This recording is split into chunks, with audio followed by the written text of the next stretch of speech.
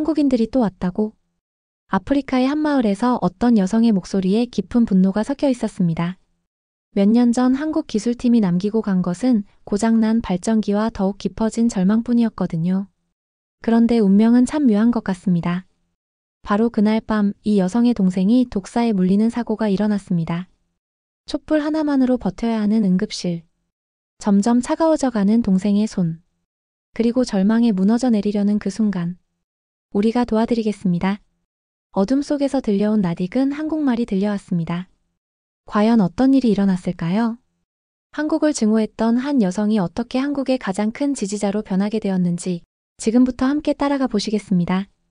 이런 감동적인 실화를 놓치지 않으시려면 지금 바로 구독 버튼과 좋아요 버튼을 눌러주세요. 여러분의 작은 클릭 하나가 더 많은 따뜻한 이야기를 전해드릴 수 있는 힘이 됩니다.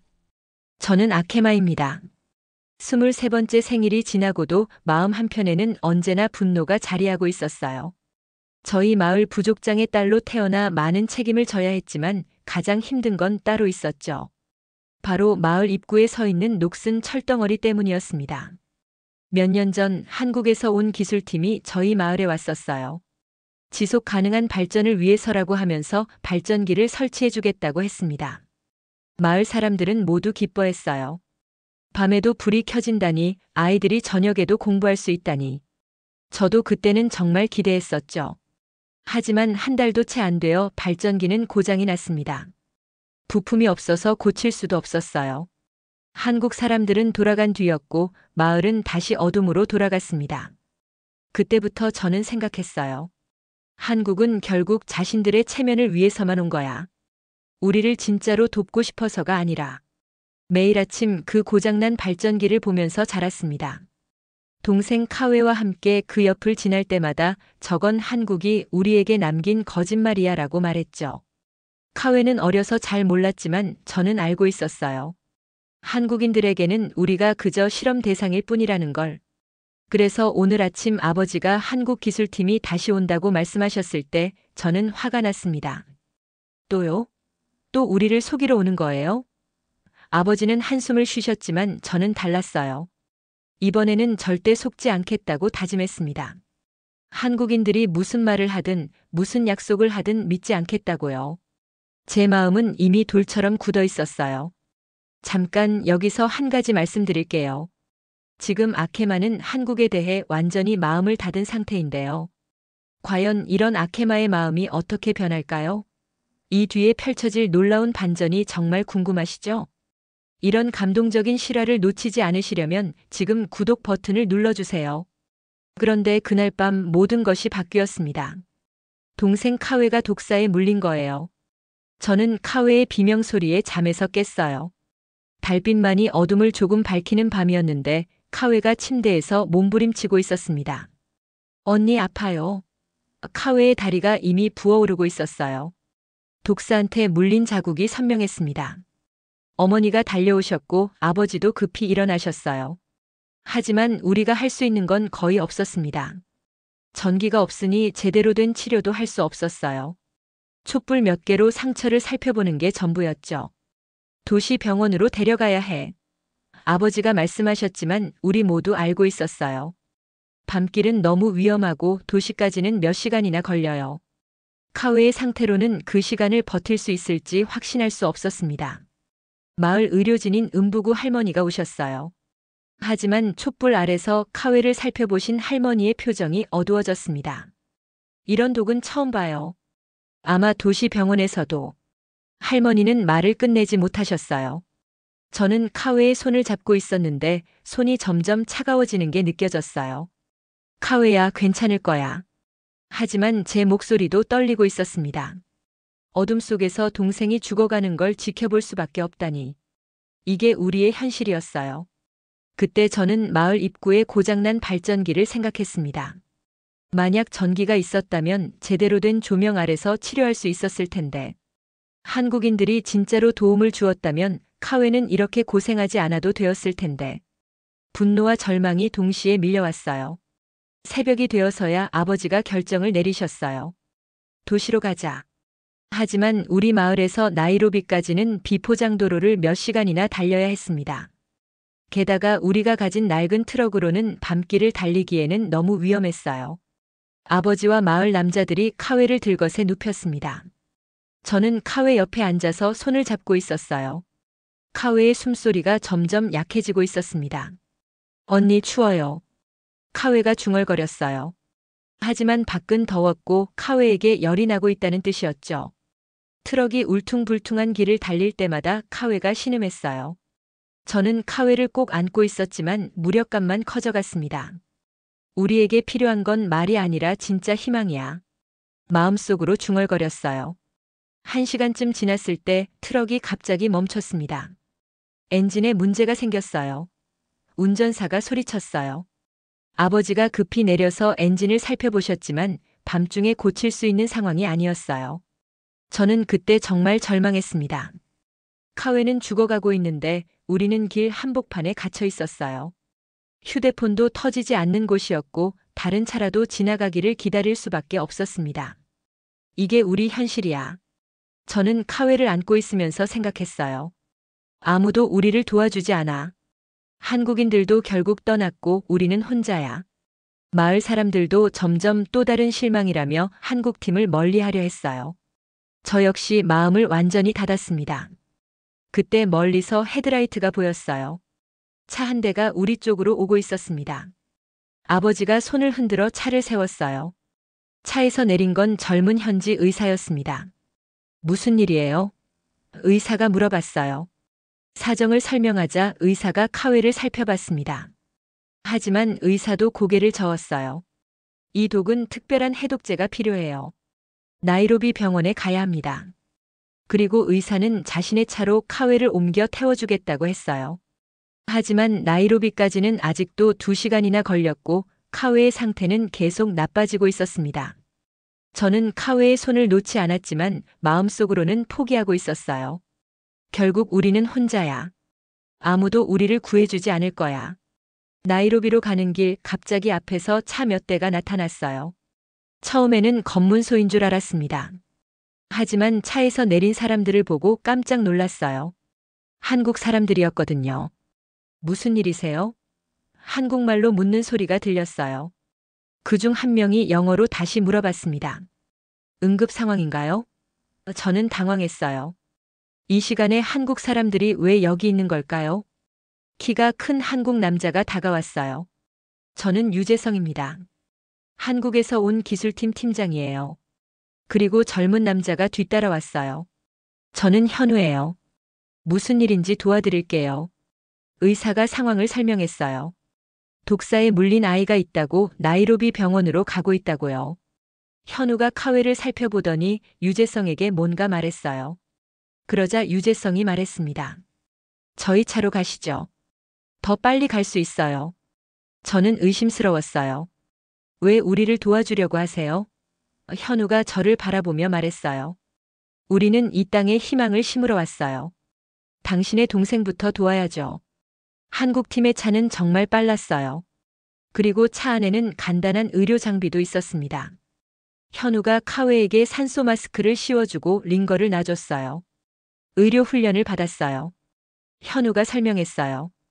저는 처음에는 의심했지만 카웨를 살리려고 애쓰는 모습을 보니 마음이 흔들렸어요. 이들은 정말 다른 것 같았습니다. 몇 년 전에 왔던 한국인들과는 뭔가 달랐어요. 유재성이 저에게 말했어요. 우리의 기술은 과거와 달라요. 하지만 더 중요한 건 우리가 온 이유예요. 저는 그 말이 무슨 뜻인지 몰랐지만 카웨가 살아야 한다는 생각뿐이었어요. 병원에 도착했을 때 현우와 유재성이 카웨를 직접 응급실로 옮겨줬어요. 그리고 병원비까지 대신 내줬습니다. 왜 이렇게까지 해주세요? 제가 물어보자 현우가 대답했어요. 한국도 한때 세상에서 가장 가난한 나라 중 하나였어요. 그때 받은 도움을 잊지 않았거든요. 그 말을 듣고 저는 처음으로 이들이 그냥 온 게 아니구나 하고 생각했어요. 뭔가 진심이 느껴졌거든요. 여러분, 지금까지 아케마의 마음이 어떻게 변하고 있는지 느끼셨나요? 한국에 대한 분노에서 시작해서 이제는 조금씩 마음이 열리고 있어요. 하지만 진짜 놀라운 변화는 지금부터입니다. 이 감동적인 이야기의 결말이 궁금하시다면 끝까지 시청해주세요. 카웨가 응급처치를 받는 동안 현우가 저에게 차근차근 설명해 줬어요. 이번에 저희가 가져온 태양광 패널은 다릅니다. 현우가 휴대폰으로 사진을 보여주며 말했어요. 연료도 필요 없고 소음도 없어요. 아프리카 기후에 맞춰서 특별히 개발한 거예요.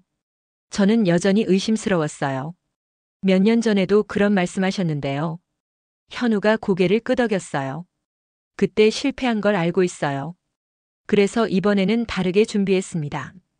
유재성 팀장이 병원 의자에 앉아서 말했어요. 한국은 1960년대에 정말 가난했어요. 아프리카 많은 나라들보다도 가난했죠. 그때 세계 여러 나라가 한국을 도와줬어요. 음식도 주고 기술도 가르쳐 줬고요. 현우가 이어서 말했어요. 저희 할아버지 세대는 그 도움을 절대 잊지 않으셨어요. 그래서 한국이 잘 살게 된 지금 그 은혜를 갚아야 한다고 믿으세요. 특히 아프리카에는 더 큰 책임감을 느끼시고요. 저는 그 말이 잘 이해가 안 됐어요. 그냥 자선 사업 아니에요? 유재성이 웃으며 말했어요. 자선이 아니라 의무예요. 받은 만큼 돌려주는 거죠. 그때 마을 원로인 은바유 할아버지가 병원에 도착하셨어요. 상황을 듣고 오신 거였죠. 할아버지는 유재성과 현우를 보시더니 놀라셨어요. 한국 사람들이군요. 현우가 할아버지께 인사드렸어요. 안녕하세요. 저희는 한국에서 온 기술팀입니다. 할아버지가 긴 침묵 끝에 말씀하셨어요. 한국. 그 나라 사람들이 다시 왔구나. 유재성이 할아버지께 정중하게 말했어요. 이번에는 정말 도움이 되고 싶습니다. 과거의 실수를 반복하지 않겠어요. 할아버지가 고개를 끄덕이셨어요. 그렇다면 우리가 희망을 한 번 더 받아봐야겠군요. 의사가 나와서 카웨가 위험에서 벗어났다고 알려줬어요. 해독제 주사가 효과를 봤다는 거였죠. 저는 그제야 안도했어요. 하지만 동시에 복잡한 기분이었어요. 한국 사람들이 없었다면 카웨는 어떻게 되었을까요? 현우가 저에게 말했어요. 아케마, 이제 마을로 돌아가서 진짜 일을 시작해 볼까요? 저는 여전히 확신이 서지 않았지만 카웨를 구해준 이들에게 최소한의 기회는 줘야겠다고 생각했어요. 마을로 돌아온 다음 날 한국팀이 진짜 일을 시작했어요. 현우와 다른 기술자들이 태양광 패널을 설치하기 시작한 거죠. 처음에는 진료소부터 시작했어요. 왜 진료소부터 하세요? 제가 물어봤어요. 유재성이 대답했어요. 가장 필요한 곳부터요. 어제 카웨 같은 응급 환자가 또 생기면 밤에도 치료할 수 있어야 하거든요. 설치 작업을 지켜보는데 정말 신기했어요. 몇 년 전의 발전기와는 완전히 달랐거든요. 소음도 없고 연료를 넣을 필요도 없었어요. 그냥 태양만 있으면 되는 거였죠. 오후가 되자 진료소의 첫 번째 전등이 켜졌어요. 마을 사람들이 모두 모여서 그 불빛을 바라봤어요. 은부구 할머니가 눈물을 흘리시며 말씀하셨어요. 이제 밤에도 아이들을 제대로 돌볼 수 있겠구나. 저는 그 순간 이상한 기분이었어요. 몇 년 전의 실망감과 지금의 희망이 섞여 있었거든요. 정말로 이번에는 다를까요? 며칠 뒤 한국팀이 마을 전체를 위한 대규모 태양광 시설을 설치하기 시작했어요. 가로등도 설치하고 각 집마다 최소한의 전등을 설치해줬어요. 현우가 저에게 말했어요. 이제 밤에도 안전하게 다닐 수 있어요. 정말 그랬어요. 밤이 되어도 마을에 불빛이 있으니까 여자들도 안전하게 우물에 갈 수 있었어요. 아이들은 저녁에도 밖에서 놀 수 있었고요. 제가 어릴 때 꿈꿨던 모습이었어요. 카웨도 완전히 회복했어요. 어느 날 저녁 카웨가 가로등 아래서 친구들과 놀고 있는 모습을 봤어요. 그때 저는 깨달았어요. 한국은 우리에게 단순한 전기를 준 게 아니야. 밤하늘의 별빛처럼 꺼지지 않는 희망을 준 거야. 현우가 제 옆에 와서 말했어요. 어때요? 이번에는 정말 다르죠? 저는 고개를 끄덕였어요. 네, 정말 달라요. 하지만 왜 이렇게까지 해주세요? 현우가 밤하늘을 바라보며 말했어요. 한국도 받은 도움이 있었으니까요. 그 빚을 갚는 거예요. 저는 그제야 이들의 마음을 조금 이해할 수 있었어요. 한 달 뒤 태양광 시설이 완전히 완성됐어요. 마을 전체가 환하게 밝아졌죠. 그날 저녁 마을 사람들이 모두 모여서 작은 축제를 열었어요. 한국팀을 위한 감사 인사였어요. 유재성 팀장이 마을 사람들 앞에서 말했어요. 어떤 나라도 어떤 사람도 받은 도움을 잊지 않는다는 게 한국의 철학입니다. 우리가 여기 온 이유도 그거예요. 아버지가 유재성에게 물어보셨어요. 한국은 정말 그렇게 가난했나요? 유재성이 고개를 끄덕였어요. 1960년대 한국은 지금 아프리카 많은 나라들보다 가난했어요. 하지만 세계 여러 나라가 도와줬고 우리는 그걸 잊지 않았어요. 현우가 저에게 다가와서 말했어요. 아케마, 이제는 이 빛을 당신들이 지킬 차례예요. 저는 무슨 뜻인지 물어봤어요. 기술을 배우세요. 그래서 이 시설을 직접 관리하고 다른 마을에도 전해주세요. 그 말을 듣고 저는 결심했어요. 한국에 가서 기술을 배우고 싶어요. 현우가 놀라며 물어봤어요. 정말요? 저는 고개를 끄덕였어요. 네, 이제 나도 이 빛을 지키고 더 멀리 전하고 싶어요. 유재성이 웃으며 말했어요. 한국에 연수 프로그램이 있어요. 태양광 기술을 전문적으로 배울 수 있고요. 저는 가슴이 뛰었어요. 한국 몇 년 전까지만 해도 미워했던 그 나라에 가서 배운다니. 마을 원로들도 저를 응원해 주셨어요. 은바유 할아버지가 말씀하셨어요. 아케마야, 내가 배워온 걸로 우리 마을뿐만 아니라 다른 마을도 도와줘라. 저는 그 책임감이 무겁게 느껴졌지만 동시에 설렜어요. 현우가 떠나기 전날 저에게 말했어요. 아케마, 당신이 한국을 미워했던 이유를 알아요. 하지만 이제는 어때요? 저는 잠깐 생각해보고 대답했어요. 이제는 한국이 제적이 아니라 동료라는 걸 알겠어요. 한국팀이 떠나는 날 마을 사람들이 모두 나와서 배웅했어요. 저는 현우에게 말했어요. 6개월 뒤에 한국에서 만나요. 현우가 웃으며 대답했어요. 기다리고 있을게요. 6개월 뒤 저는 정말 한국에 갔어요. 서울에 도착했을 때의 감정은 복잡했어요. 몇 년 전까지만 해도 미워했던 나라인데 이제는 배우러 온 거니까요. 한국에서 3개월 동안 태양광 기술을 배웠어요. 설치 방법부터 유지 보수까지 정말 자세히 배웠죠. 현우가 직접 가르쳐 줬어요. 이제 아케마가 우리 마을의 전문가가 되는 거예요. 한국에서 지내면서 깨달은 게 있어요. 한국 사람들도 과거를 잊지 않는다는 거였어요. 많은 사람들이 한국이 어려웠을 때 도와준 나라들에게 고마워해야 한다고 말하더라고요. 케냐로 돌아왔을 때 마을 사람들이 모두 나와서 환영해줬어요. 카웨가 제일 먼저 달려와서 안겼어요. 언니 많이 배웠어요? 저는 웃으며 대답했어요. 응, 이제 우리 마을을 더 밝게 만들 수 있어. 이제 저는 마을의 태양광 시설을 직접 관리해요. 그리고 젊은 친구들에게 기술을 가르쳐주고 있어요. 몇 달 전에는 옆 마을에서 도움을 요청해 왔어요. 저희가 설치해준 태양광을 보고 자기들도 하고 싶다고 하더라고요. 어제 저녁 카웨와 함께 마을을 걸어 다녔어요. 가로등이 환하게 마을을 비추고 있었죠. 카웨가 물어봤어요. 언니, 한국 사람들이 정말 좋은 사람들이었구나. 저는 고개를 끄덕였어요. 내가 한국을 두려워했던 이유는 한국이 내 눈앞에 작은 실망이었기 때문이었어. 하지만 이제 나는 그 나라 사람들의 진심을 알게 됐고 그 빛의 일부가 되어서 우리 마을과 미래를 지킬 거야. 밤하늘 아래 다시 한번 마을을 밝혀주는 가로등 불빛을 보면서 생각했어요. 이 작은 불빛이 결국 우리 삶을 완전히 바꿔놓았구나. 그리고 이제는 저도 다른 마을에 이런 빛을 전해줄 수 있어요. 한국에서 배운 게 기술만이 아니었어요. 받은 도움을 다시 나누는 마음도 배웠거든요. 이제 저도 그 빛을 이어가는 사람이 되었습니다.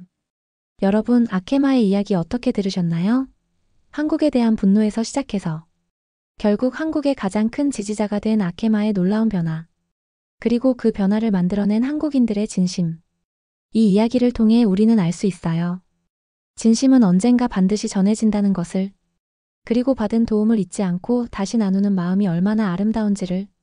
댓글로 오늘 이야기에 대한 여러분의 생각도 들려주세요. 다음에도 더 좋은 이야기로 찾아뵐게요. 감사합니다.